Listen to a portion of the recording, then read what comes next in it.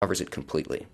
This is the hiddenness of the Creator, and this is his method of teaching us and bringing us along.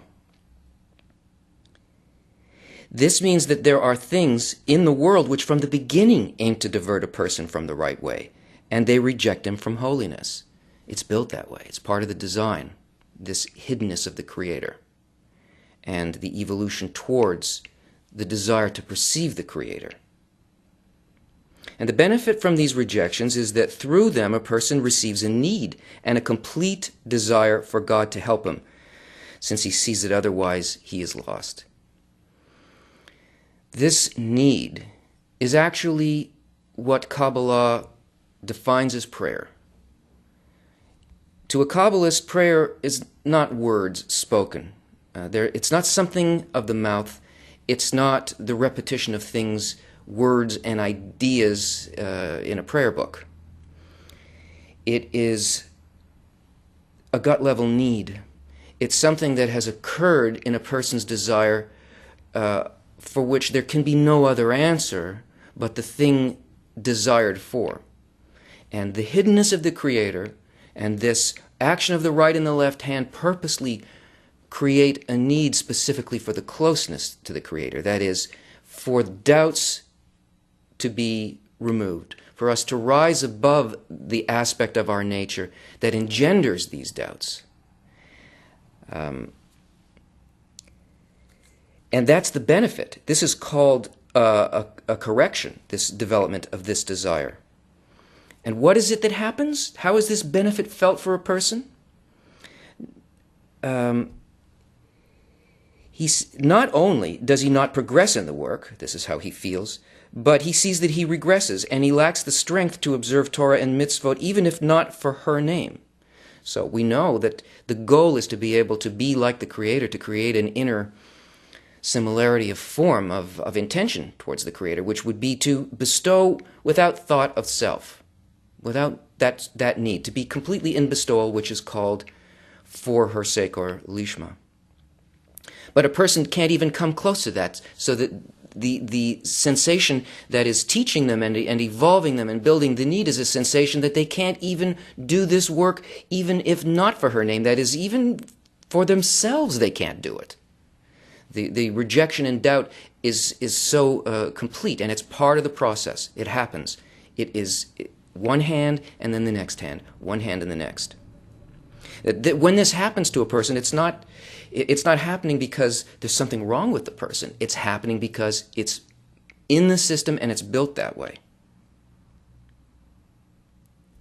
That only by genuinely overcoming all the obstacles above reason, he can observe Torah and mitzvot. So this is the thing that's built for a person.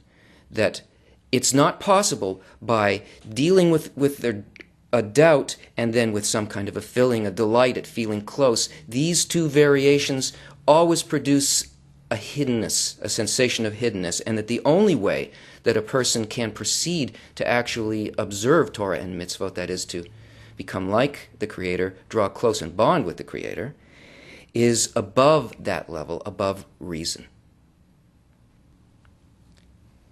But he doesn't always have the strength to overcome above reason, that otherwise he is forced to deviate, God forbid, from the way of the Creator, and even from not for her name.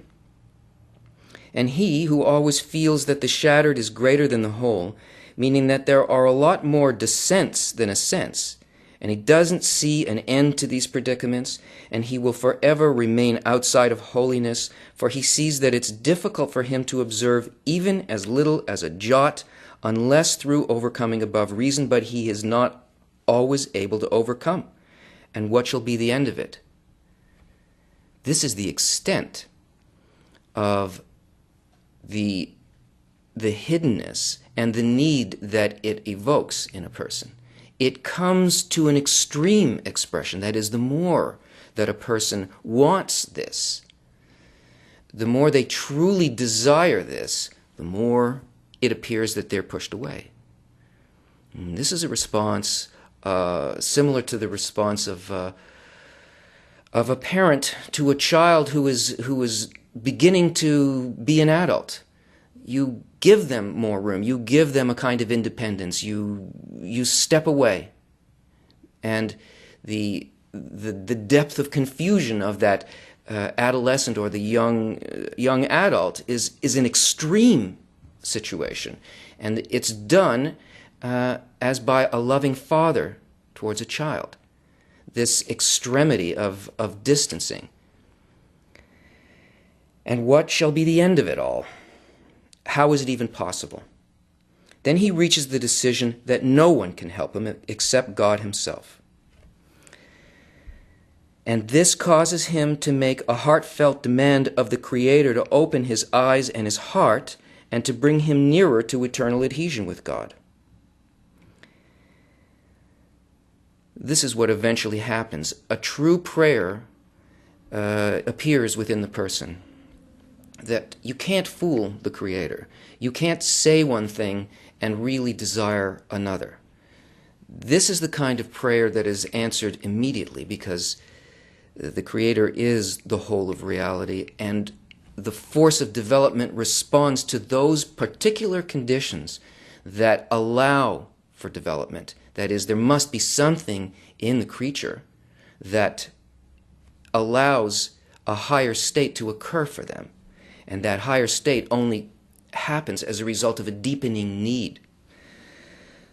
So it says, it follows then that all the rejections that he had experienced had come from the Creator.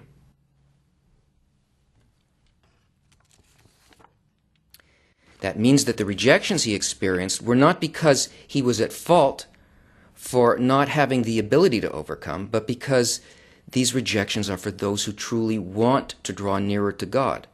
And in order for such a person not to be satisfied with only a little, namely, not to remain as a little child without knowledge, he receives help from above so that he won't be able to say, thank God he observes Torah and performs good deeds, and what else could he ask for?